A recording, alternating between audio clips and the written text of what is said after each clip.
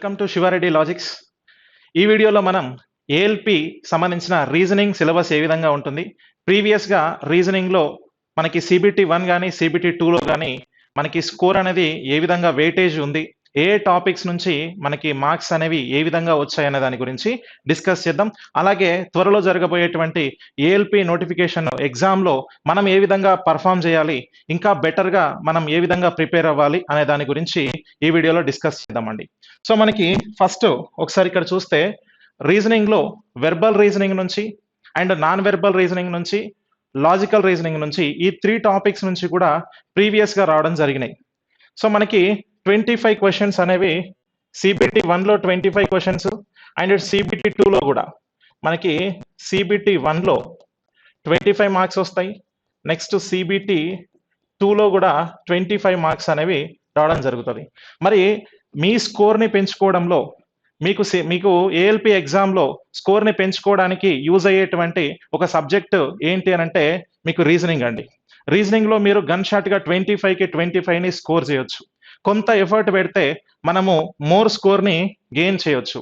మీరు ఇక్కడ సిబిటి 1లో చూస్తే ప్రీవియస్గా వచ్చినటువంటి టాపిక్స్ అండ్ సిబిటి 2లో కూడా ప్రీవియస్గా ఉన్నటువంటి టాపిక్స్ కాంబినేషన్లో ఎట్లాంటి టాపిక్స్ అడిగారు అనే వాటి గురించి మనం ఇక్కడ డిస్కస్ చేద్దాం. అయితే ఇక్కడున్న మనకి రీజనింగ్ సిలబస్లో మనకి 3 టాప్స్ మనకి 3 విధాలుగా డివైడ్ చేస్తున్నాం రీజనింగ్ని. సో దీంట్లో వెర్బల్ రీజనింగ్ ఒకటి, నెక్స్ట్ ఇక్కడ నాన్ వెర్బల్ రీజనింగ్ ఒకటి, నెక్స్ట్ తర్వాత లాజికల్ రీజనింగ్ ఇంకొకటి అండి. సో 3 పార్ట్స్గా ఉన్నాయి. ఈ 3 పార్ట్స్ నుంచి కూడా మనకి టాపిక్స్ అనేవి రావడం జరిగింది. అయితే ఒక సర్టెన్ టాపిక్స్ చదివితే సరిపోతుందా, లేదనంటే అన్ని టాపిక్స్ చదవాలా అనే ఒక డౌట్ ఉంటుంది మనకి.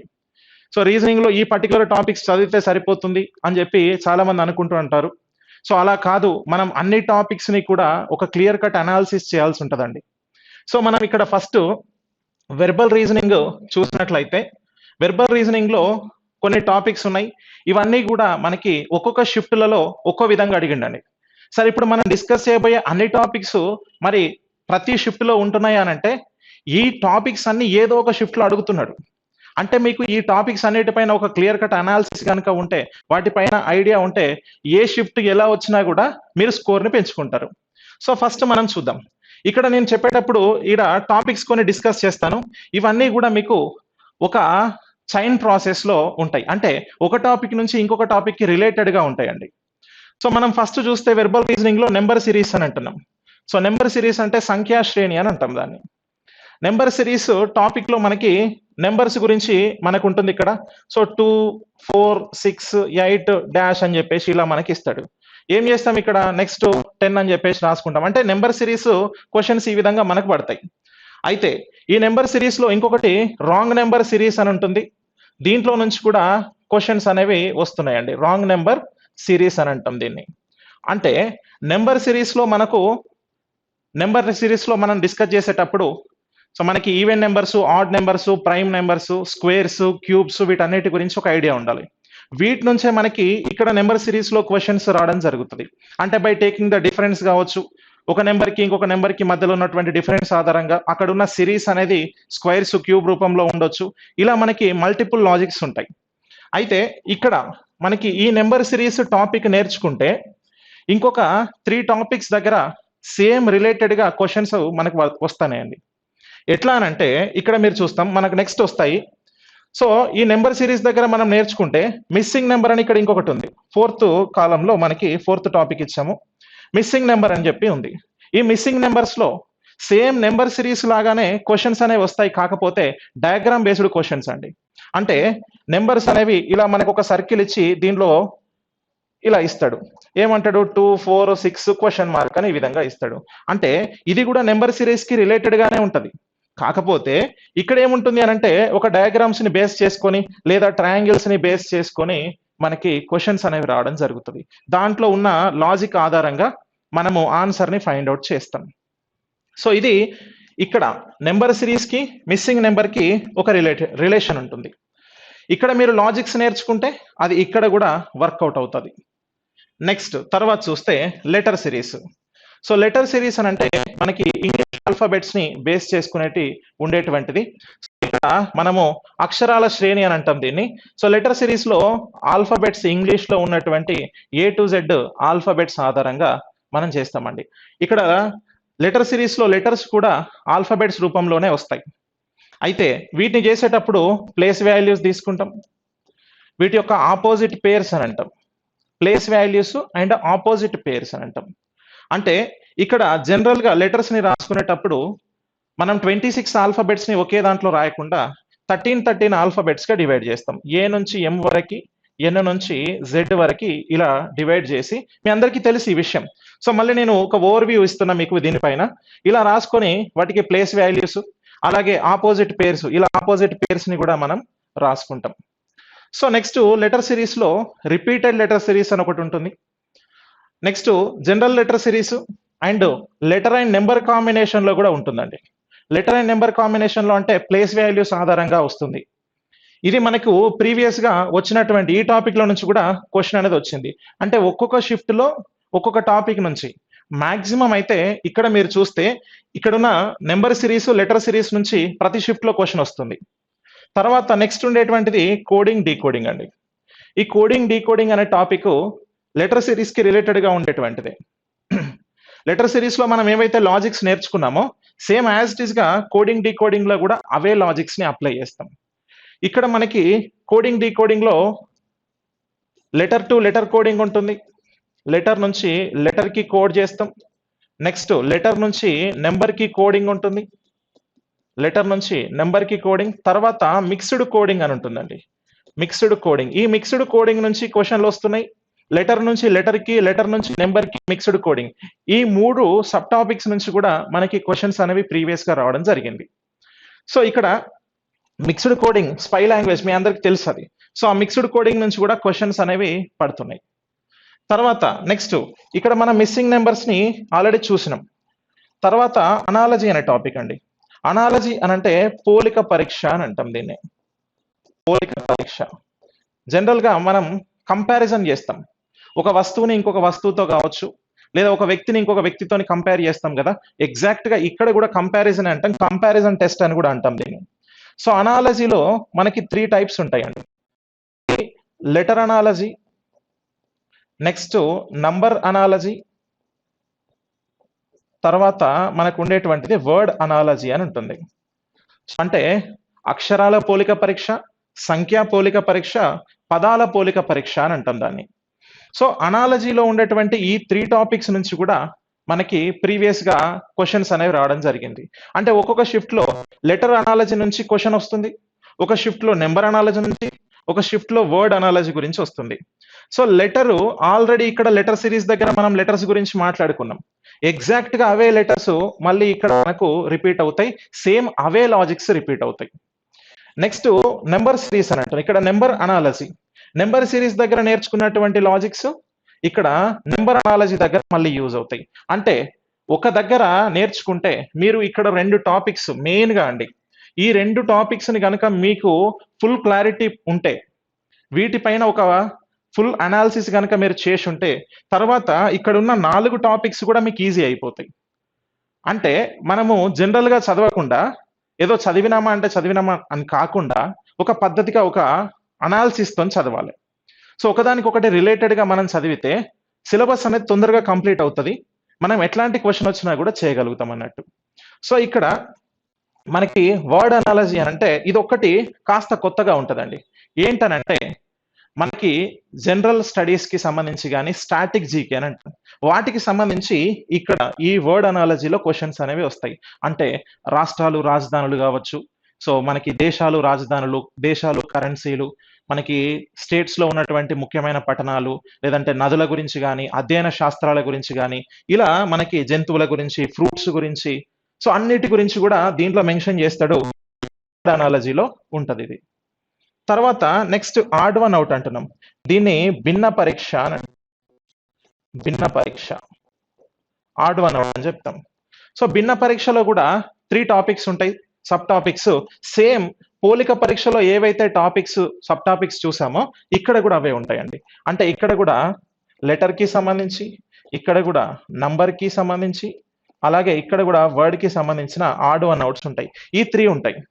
అంటే అక్షరాల భిన్న పరీక్ష, సంఖ్యా భిన్న పరీక్ష, నెక్స్ట్ పదాల భిన్న పరీక్ష అని అంటాం. ఈ 3 కూడా మళ్ళీ ఇక్కడ ఉండడం జరుగుతుందండి.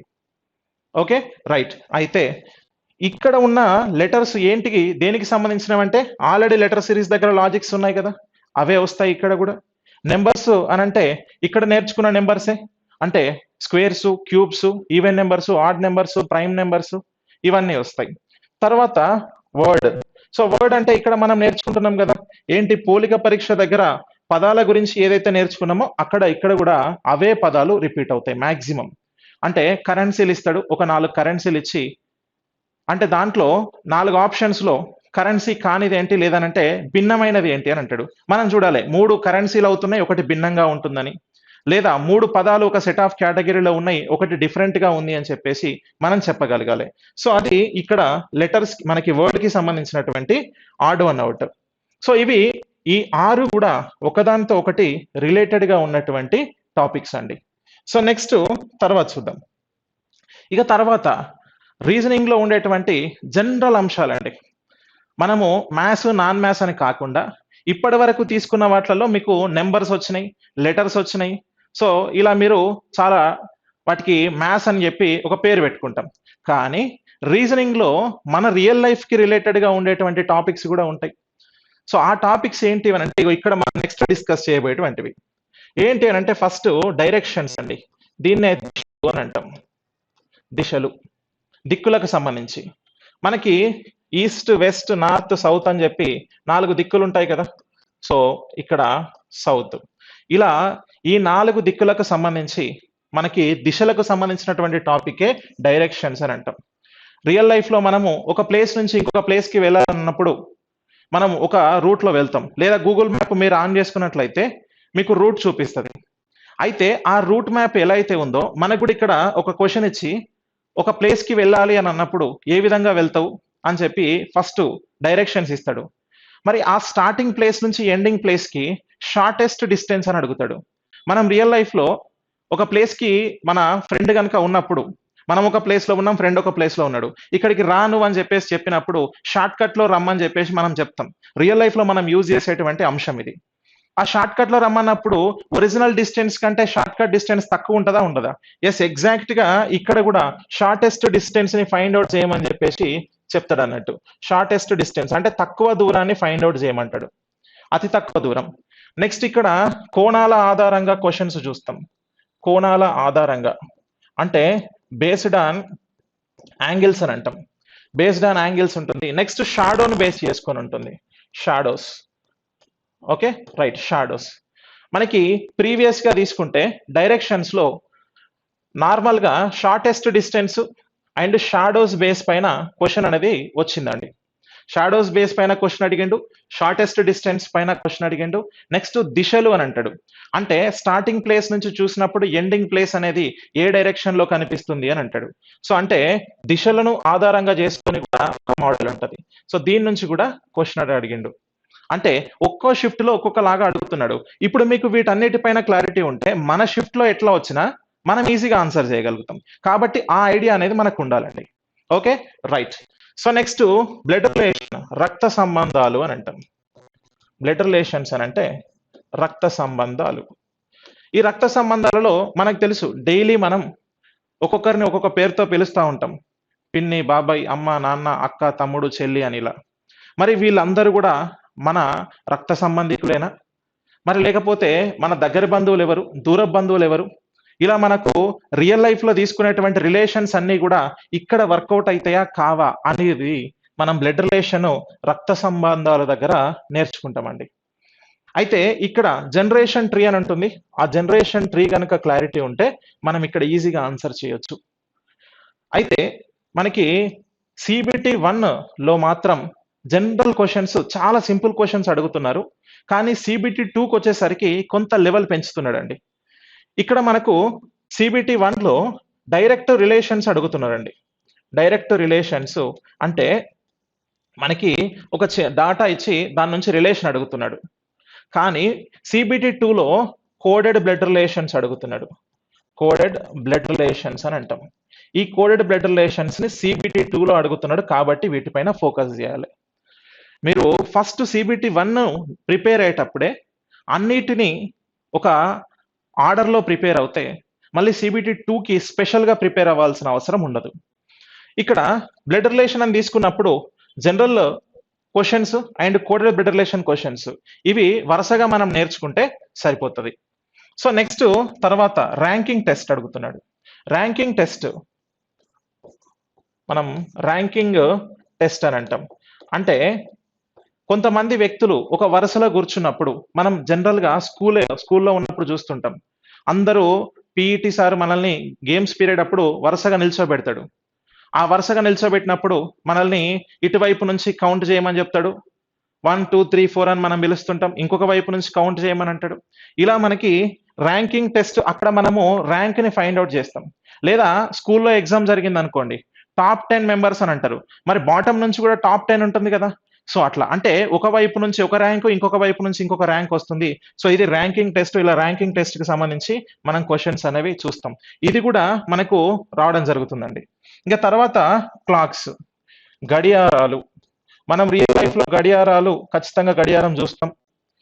ఏ టైం అయింది, ఒక పర్టికులర్ టైంని మనం చూస్తాం. కాలేజీకి పోవాలంటే లేదంటే మన ఇన్స్టిట్యూట్కి రావాలంటే టైంని చూసుకునే వస్తుంటాం పోతుంటాం. మరి ఈ టైంకి సంబంధించి క్వశ్చన్స్ ఏ విధంగా అడుగుతారు అని అంటే మనకి గడియారంలో ఉన్నటువంటి ముళ్ళుల ఆధారంగా, ముళ్ళులు ఏంటా ముళ్ళులు, ఒకటి గంటల ముళ్ళు, నెక్స్ట్ నిమిషాల ముళ్ళు. ఈ నిమిషాల ముళ్ళు గంటల ముళ్ళుకి మధ్యలో ఉన్నటువంటి కోణం అడుగుతారండి. కోణం ఆధారంగా క్వశ్చన్లు ఉంటాయి. సో ఈ ముళ్ళులను బేస్ చేసుకొని హవర్ హ్యాండ్, మినిట్ హ్యాండ్ అని అంటాం. కోణాల ఆధారంగా ఉంటుంది. అంటే మనకి రెండు ముళ్ళుల మధ్య ఒక పర్టికులర్ టైం అవుతున్నప్పుడు కోణం ఎంత అని అడుగుతాడు. ఆ కోణాన్ని మనం ఫైండ్ అవుట్ చేయాలి. ఓకే, సో ఆ కోణం ఫైండ్ అవుట్ చేసేటప్పుడు ఒక పర్టికులర్ టైం ఇస్తాడు. ఫర్ ఎగ్జాంపుల్ 2:30 అవుతున్నప్పుడు రెండు ముళ్ళుల మధ్య కోణం ఎంత అంటాడు. 3:30 అవుతున్నప్పుడు మనకి రెండు ముళ్ళుల మధ్య కోణం ఎంత అని అడుగుతాడు. అట్లాంటి టైంలో మనం కోణాన్ని ఫైండ్ అవుట్ చేయాలి. నెక్స్ట్ టైం ఇచ్చి కోణం కనుక్కోమంటాడు. టైం ఇచ్చి కోణం యాంగిల్ ఫైండ్ అవుట్ చేయమని అంటాడు. ఇలా ఉంటుంది. తర్వాత మనకి ఫాల్టీ క్లాక్ అని ఉంటుంది. తప్పుగా నడుస్తున్న గడియారము అని అంటాం. ఫాల్టీ క్లాక్ అంటే రాంగ్ మనకి నడుస్తుంది. కొన్నిసార్లు మనం వాచ్ చూస్తాం, అది 5 నిమిషాలు తక్కువనో 5 నిమిషాలు ఎక్కువనో నడుస్తూ ఉంటాయి వాచెస్. వాటిని ఏమంటామనంటే తప్పుగా నడుస్తున్న గడియారం ఫాల్టీ క్లాక్ అని చెప్తాం. సో ఈ ఫాల్టీ క్లాక్ కి సంబంధించి క్వశ్చన్స్ కూడా మనం ఇక్కడ చూస్తాం. నెక్స్ట్ తర్వాత క్యాలెండర్ అండి. సో క్యాలెండర్, ఈ క్యాలెండర్ కి సంబంధించి క్వశ్చన్ అనేది మనకు డాటా సఫిషియన్సీ ఆధారంగా క్వశ్చన్ వచ్చింది. ప్రీవియస్ గా డైరెక్ట్ క్యాలెండర్ క్వశ్చన్ అనేది ఇవ్వట్లేదు. డైరెక్ట్ క్యాలెండర్ క్వశ్చన్ ఇవ్వకుండా ఏం చేస్తున్నారంటే డాటా సఫిషియన్సీ మాదిరిగా ఇస్తున్నాడు. అంటే ఏం లేదు, ఒక స్టేట్మెంట్ లాగా ఇస్తాడు. దాని కింద 2 కంక్లూజన్స్ లాగా ఇచ్చి దాంట్లో ఏ కంక్లూజన్, ఇక్కడున్న ఫస్ట్ స్టేట్మెంట్ లోని అంశం ట్రూ అవ్వాలనంటే ఈ కంక్లూజన్స్ లోని ఏ కంక్లూజన్ ని నేను తీసుకుంటే నాకు ఆ ఆన్సర్ వస్తుంది అని చెప్పి అంటాడు. డాటా సఫిషియన్సీ అని. సో దాన్ని బేస్ చేసుకొని ఈ క్యాలెండర్ క్వశ్చన్ అనేది ప్రీవియస్ గా అడిగినటువంటి CBT 1, 2 ఎగ్జామ్స్ లో మనం చూసినాం. సో ఇలా మనకి క్యాలెండర్ అనేది మనం చూస్తున్నాం. అయితే క్యాలెండర్ లో ఏం చేస్తాం, వారంలో ఏ రోజు అనేది కనుక్కుంటాం. అంటే మనకు డేట్, మంత్, ఇయర్ కనుక ఇస్తే వారంలో ఏ రోజు అనేది ఫైండ్ అవుట్ చేస్తాం. సో దాని ఆధారంగా క్వశ్చన్స్. నెక్స్ట్ రిపీటెడ్ క్యాలెండర్ అని ఉంటుంది. సో ఆ రిపీటెడ్ క్యాలెండర్ వరకు అయితే పోలేదు, బట్ ఓన్లీ బేసిక్ క్యాలెండర్ కి సంబంధించిన క్వశ్చన్ అడిగిండండి. సో నెక్స్ట్ ఇక్కడ వెన్ డయాగ్రామ్స్ అని అంటున్నాం. వెన్ చిత్రాలు అని అంటాం దీన్ని. వెన్ డయాగ్రామ్స్ అని అంటే వెన్ చిత్రాలు. సో ఈ వెన్ చిత్రాలు అనేది మనకి సర్కిల్స్ రూపంలో ఈ డయాగ్రామ్స్ ని గీస్తామండి. సర్కిల్స్ రూపంలో ఇలా సర్కిల్ తీస్తాం. ఈ 2 సర్కిల్స్ కి మధ్యలో ఈ 2 టచ్ అవ్వలేదు అని అంటే వాటికి ఎట్లాంటి రిలేషన్ వాటి మధ్యలో లేదు అని. ఒకవేళ 2 సర్కిల్స్ టచ్ అయినాయి అని అంటే ఈ రెండిటికి మధ్యలో ఏదో ఒక రిలేషన్ ఉందని. Whether it is positive or negative అండి, ఏదైనా ఉండొచ్చు. కానీ అది పాజిటివ్ ఆర్ నెగిటివ్ అనేది అక్కడ సిచ్యువేషన్ లో మనకు తెలుస్తుంది.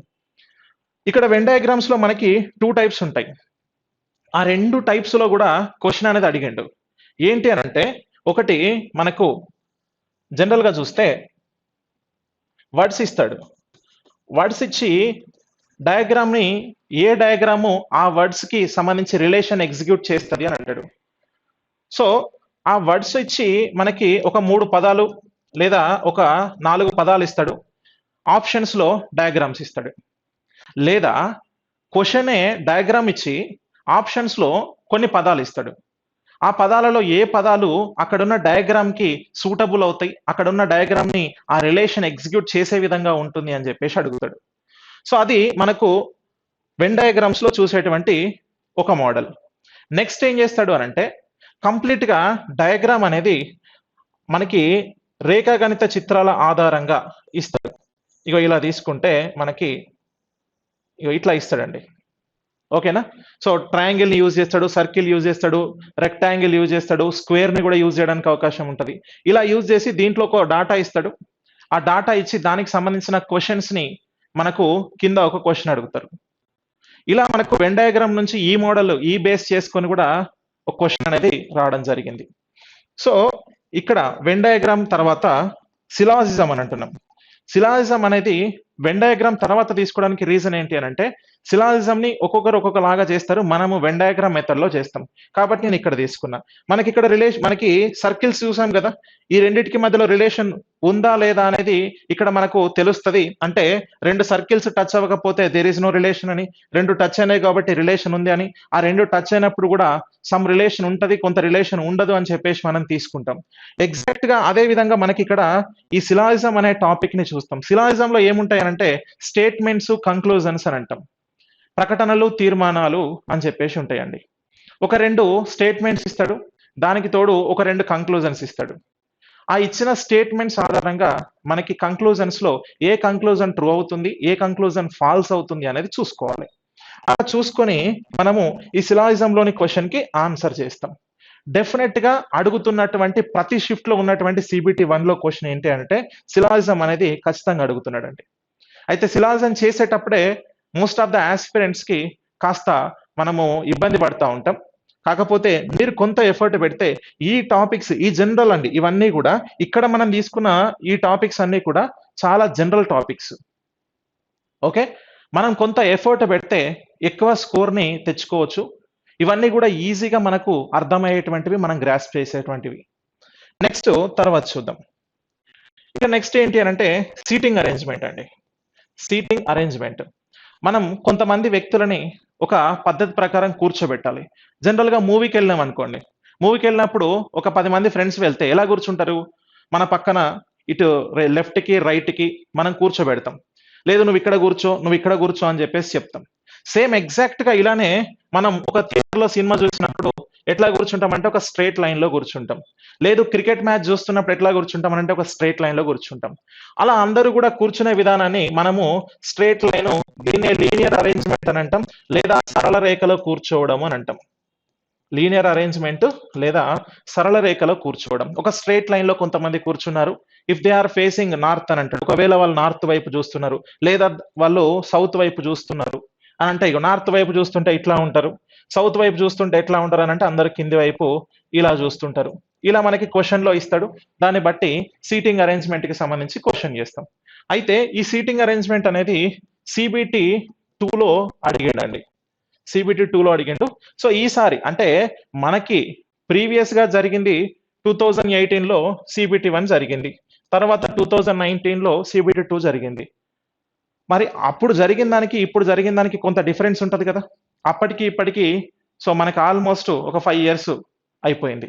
మరి ఇప్పుడు జరగబోయేటువంటి దాంట్లో ఈ సీటింగ్ అరేంజ్మెంట్ అనేది ఇప్పుడే ఇవ్వడానికి కూడా అవకాశం ఉంటది. కొంత డెప్త్ ని అడ్వాన్స్ గా ఇవ్వడానికి కూడా అవకాశం ఉంటది. అంటే ప్రీవియస్ పేపర్ లో మాత్రం సిబిటి 1 వెరీ ఈజీ లెవెల్లో ఉందండి. సో చాలా కూల్ గా అన్ని క్వశ్చన్స్ ని కూడా అటెంప్ట్ చేసే విధంగా ఉంది. అయితే మనకి సిబిటి 2కి వచ్చేసరికి కొంత లెవెల్ పెంచిండు. దాంట్లో టఫ్ ఏం లేదు, మోడరేట్ గా ఉంది. అంటే మనం యావరేజ్ గా ఉందని చెప్పొచ్చు. అయితే ఇప్పుడు ఈసారికి మీరు ఈ టాపిక్స్ అన్నిటిని కూడా వెరీ క్లియర్ గా కనుక ప్రిపేర్ అవుతే సిబిటి 1 ఎట్లొచ్చినా కూడా అటెంప్ట్ చేయొచ్చు. సిబిటి 1తోనే సిబిటి 2 ప్రిపరేషన్ కూడా అయిపోవాలి. సో కాబట్టి ఇలా మీరు ప్రిపేర్ అవ్వండి. తర్వాత సీటింగ్ అరేంజ్మెంట్ లో ఇంకొకటి ఏంటి అని అంటే సర్కిల్ బేస్డ్ అండి. So circle based arrangement after completion of movie మనం ఏం చేస్తాం, లంచ్కి వెళ్తాం. లంచ్కి వెళ్ళినప్పుడు ఒక రౌండ్ టేబుల్ చుట్టూ కానీ ఒక స్క్వేర్ టేబుల్ చుట్టూ కానీ కూర్చుంటాం. ఎగ్జాక్ట్గా అక్కడ కూడా మళ్ళీ సీటింగ్ కదా కూర్చోవడం, దాన్నే సర్కిల్ అరేంజ్మెంట్ లేదా మనకి ఒక వృత్తాకారంలో కూర్చోవడము అని అంటాం. ఒక వృత్తంలో కూర్చున్నప్పుడు ఎలా ఉంటది, లేదా స్క్వేర్ లో అంటాడు, స్క్వేర్ టేబుల్ చుట్టూ కూర్చున్నాడు అని చెప్పేసి అని అంటాడు. ఇలా కూర్చున్నప్పుడు వాళ్ళు ఏ విధంగా కూర్చుంటారు అనేది మనం ఇక్కడ చేయాలి. సో తర్వాత నెక్స్ట్ సీక్వెన్స్ టెస్ట్ అని అంటున్నాం. సో సీక్వెన్స్ టెస్ట్ అనేది మనకు వరుస క్రమము, లేదా ఇక్కడ మనం ఈ సీక్వెన్స్ టెస్ట్ ఏమనొచ్చానంటే ఆల్ఫా న్యూమరిక్ సింబల్ సిరీస్ అని చెప్పేసి చెప్పొచ్చు. అంటే సీక్వెన్స్ లో ఏముంటాయనంటే ఆల్ఫాబెట్స్ ఉంటాయి,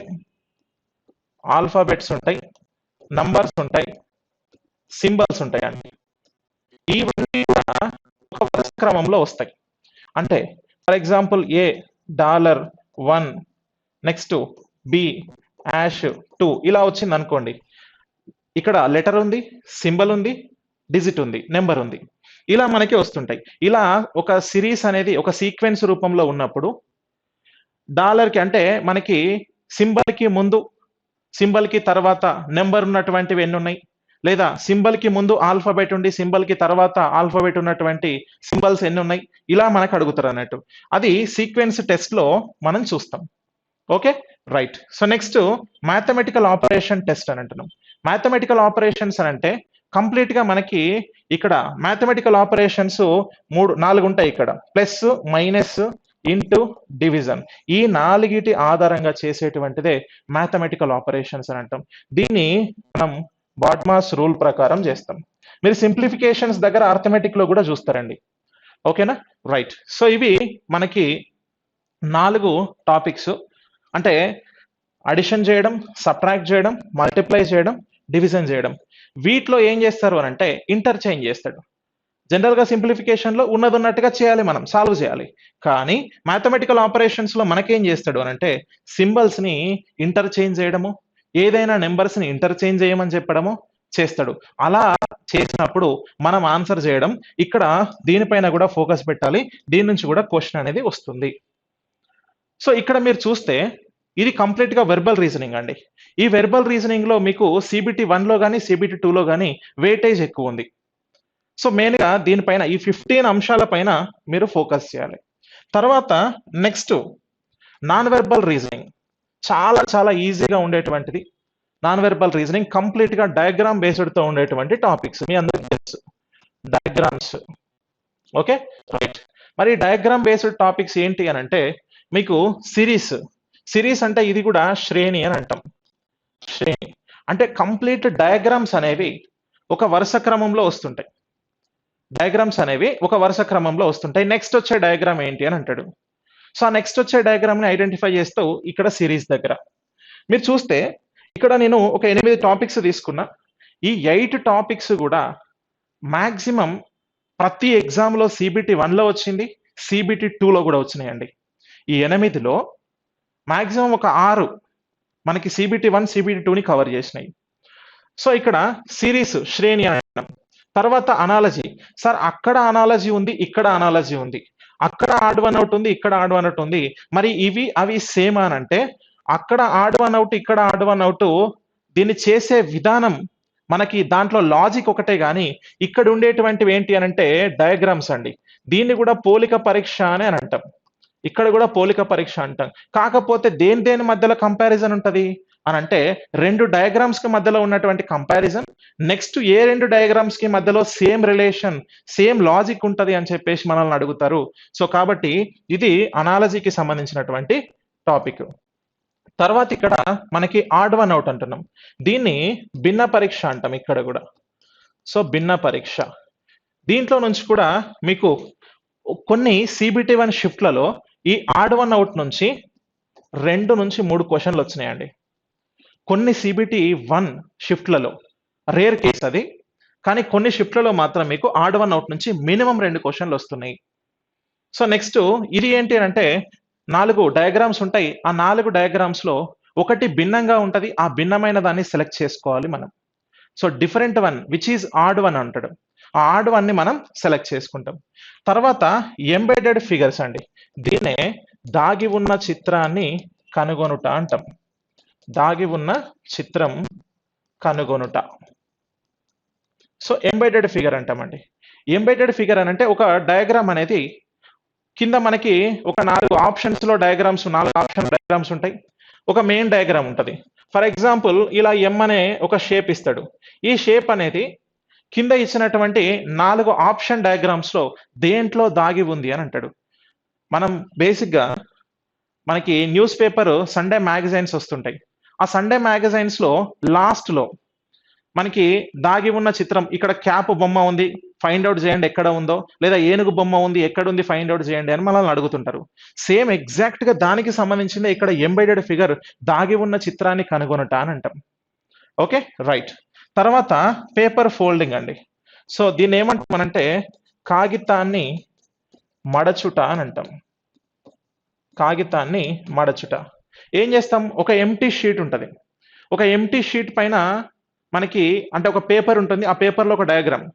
ఆ డయాగ్రామ్ ని ఫోల్డ్ చేస్తే, ఫోల్డ్ చేసిన తర్వాత ఆ డయాగ్రామ్ ఎలా కనిపిస్తుంది అంటే హాఫ్ ఆఫ్ ద పార్ట్ కి ఫోల్డ్ చేస్తారు కదా, లెఫ్ట్ నుంచి రైట్ కి కానీ, రైట్ నుంచి లెఫ్ట్ కి కానీ, అప్ నుంచి డౌన్ కి కానీ, డౌన్ నుంచి అప్ కి కానీ, ఇలా 4 విధాలుగా ఫోల్డింగ్ అనేది ఉంటది. ఎలా అయినా ఇవ్వచ్చు అది. సో అలా ఇచ్చినప్పుడు, ఆ ఫోల్డింగ్ ఇచ్చినప్పుడు మనము ఎలా కనిపిస్తుంది, ఫోల్డ్ చేసిన తర్వాత కనిపించేటువంటిది ఎలా ఉంటది అని అడుగుతాడు. సో దాన్నే కాగితాన్ని మడుచుట అని అంటాం.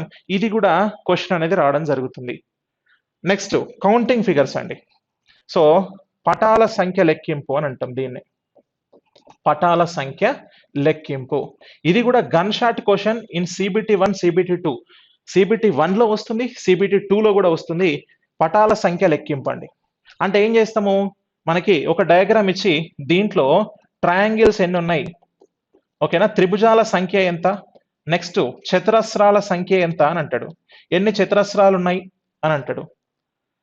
సో ఎన్ని ట్రయాంగిల్స్ ఉన్నాయి, ఎన్ని చతురస్రాలు ఉన్నాయి, ఫైండ్ అవుట్ చేయండి అని ఒక డయాగ్రామ్ ఇస్తాడు. సో మోస్ట్ ఇంపార్టెంట్ టాపిక్ ఇది మీకు. ఎందుకనంటే కౌంటింగ్ ఫిగర్స్ దగ్గర కొద్దిగా మనకు అటు ఇటుగా ఆన్సర్ మిస్ అవుతా ఉంటది. అంటే డయాగ్రామ్స్ ఎన్ని ఉన్నాయని కౌంట్ చేసేటప్పుడు కొన్ని లాజిక్స్ ఉంటాయి. బేస్డ్ ఆన్ డయాగ్రామ్ మనం ఆ లాజిక్స్ అప్లై చేస్తాం.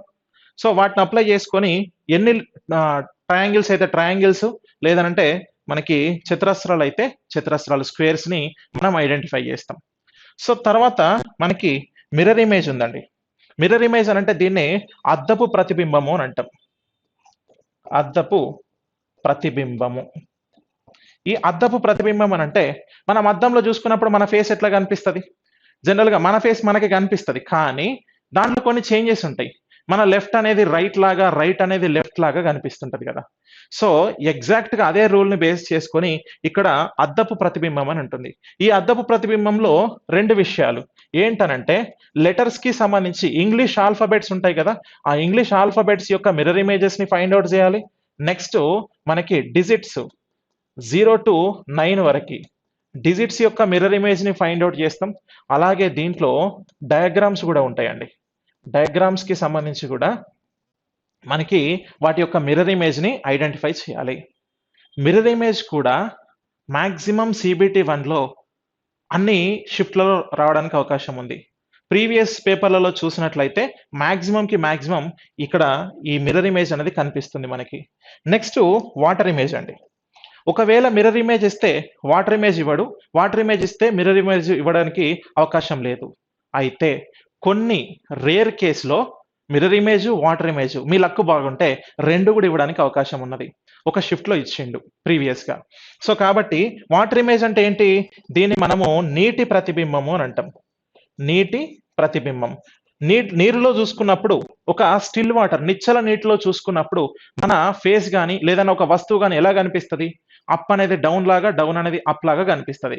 ఎగ్జాక్ట్ గా అదే రూల్ మనం బేస్ చేసుకొని ఇక్కడ లెటర్స్, డిజిట్స్, డయాగ్రామ్స్ యొక్క వాటర్ ఇమేజ్ ని మనం చూడడం జరుగుతుంది. మిర్రర్ ఇమేజ్ కి వాటర్ ఇమేజ్ కి కొంత కోరిలేషన్ ఏంటి అని అంటే, మిర్రర్ ఇమేజ్ లో చూసేది వాటర్ ఇమేజ్ లో చూసేటువంటి ఫైండ్ అవుట్ చేసేటువంటి అంశాలు సేమ్ ఉంటాయి. ఓకే, సో కాబట్టి లెటర్స్ గురించి చూస్తాం, డిజిట్స్ చూస్తాం, డయాగ్రామ్స్ కూడా చూస్తామండి. ఇగో ఇది మనకు నాన్ వెర్బల్ రీజనింగ్ లో కనిపించేటువంటి అంశాలు. ఇక మనకి లాస్ట్ వన్ ఏంటి అని అంటే లాజికల్ రీజనింగ్ అండి. సో వెరీ వెరీ ఇంపార్టెంట్ అది లాజికల్ రీజనింగ్ అంశాలు. సో ఇది ఒక టాపిక్. దీంట్లో నుంచి మనకు రెగ్యులర్గా సిబిటి 1 అండ్ 2లో కూడా ఈ 4 అంశాలను బేస్ చేసుకొని క్వశ్చన్లు వస్తున్నాయి. ఈ 4 అంశాలను బేస్ చేసుకొని. మరి లాజికల్ రీజనింగ్ అంటే ఏంటి అని అంటే, నువ్వు ఇప్పుడు ఏఎల్పి ఎగ్జామ్ రాయబోతున్నావు, లేదా నెక్స్ట్ ఏ ఎగ్జామ్ రాసినా కూడా బీయింగ్ ఏ ఆఫీసర్గా నువ్వు ఒక ఆఫీసర్ స్టేజ్లో ఉంటావు. అప్పుడు నువ్వు తీసుకునేటువంటి నిర్ణయాలు ఎలా ఉండాలి అంటే, నువ్వు నువ్వు పనిచేసేటువంటి సంస్థకి సపోర్టివ్గా నిర్ణయాలు తీసుకుంటావా, లేదా నీ సొంత నిర్ణయాలు తీసుకుంటావా?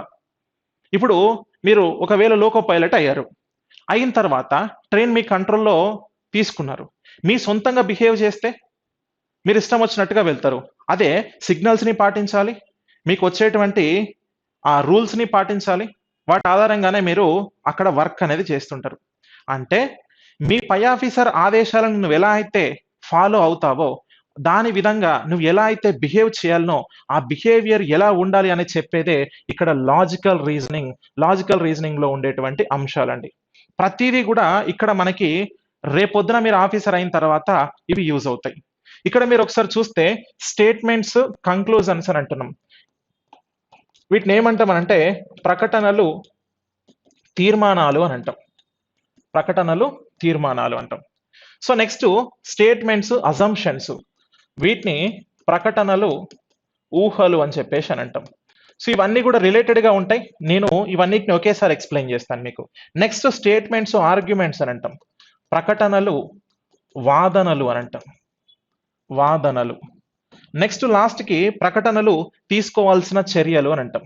సో ప్రకటనలు, చర్యలు అని అంటాం.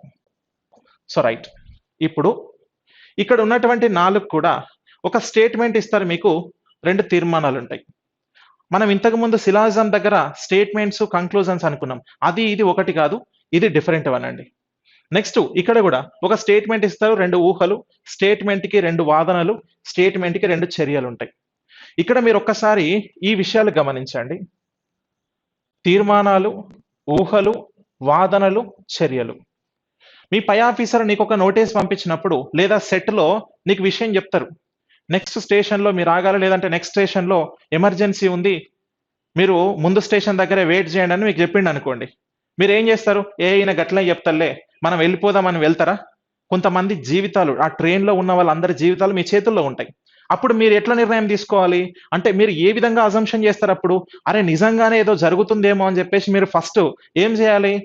ఊహించాలి. ఆ చెప్పిన విషయాన్ని మీరు ఆలోచించి ఏ విధంగా దాన్ని రిసీవ్ చేసుకుంటారు, మీ అజంప్షన్ ఏంటి అనేది ఉంటది. తర్వాత అట్లాంటి సందర్భం ఎదురైనప్పుడు మీరు క్విక్ యాక్షన్ ఏం తీసుకుంటారు? మీకు సెట్లో ఎమర్జెన్సీ అని వచ్చినప్పుడు మీరు తీసుకోవాల్సిన తక్షణ చర్య ఏంటి? చర్యలు అని ఉన్నది కదా ఇక్కడ, మీరు ఇమీడియట్ యాక్షన్స్ ఏం తీసుకుంటారు?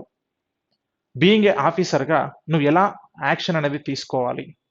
నెక్స్ట్ వాదన, ఆర్గ్యుమెంట్స్ అండి.